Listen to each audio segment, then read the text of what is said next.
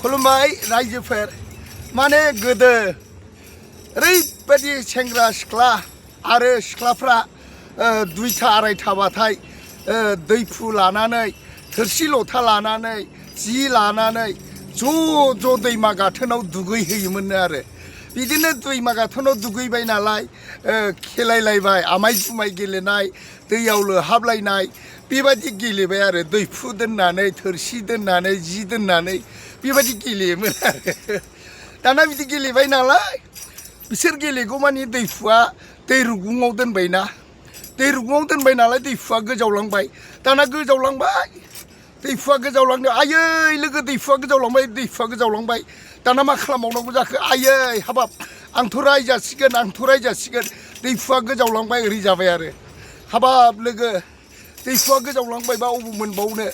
दैफुआ गोजावलांनायखौ नों बहा मोनबावनो दालाय ओरै होननानै गाबबाय आरो एबारथ' आङो रायजासिगोन दैफुखौ आङो फोजावहरबाय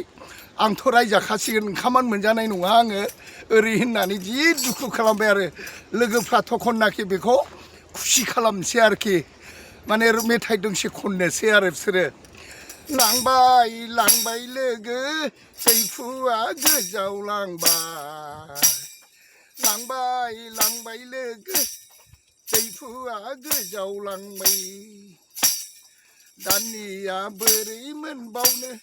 दानिया बोरै लांबावनो लोगोआ दैखौलै लांबाय दैफुआ गोजावलांबाय हनै दैमा गेजेरजों लांबाय दैफुआ गोजावलांबाय हनै दैमा गेजेरजों दानिया लोगोआ माजोंबा लांबावनो दैखौ दानिया लांबावनोलै लांबाय दैफुआ गोजावलांबाय दैफुआ गोजावलांबाय हनै दैमा गेजेरजों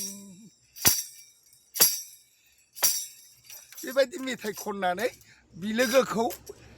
माने दैफु गोजावलांजानायखौ मेथाइ खननानै खुसि खालामबाय आरो गोदो बेबायदिनो ज' दैमा गाथोनाव दै लायोमोन दुगैयोमोन रायलायोमोन आरो दाना दैफुआ एसे समावनो गोजावलांबायना दाना दैफु गोजावलांनायाव लोगोखौ बेबायदि होननानै मेथाइ खननानै बुरखायनांबाय आरोखि बेनो गोदोनि सल'सो रायजोफोर गोरोन्थि मोनदोंबा निमाहा आरो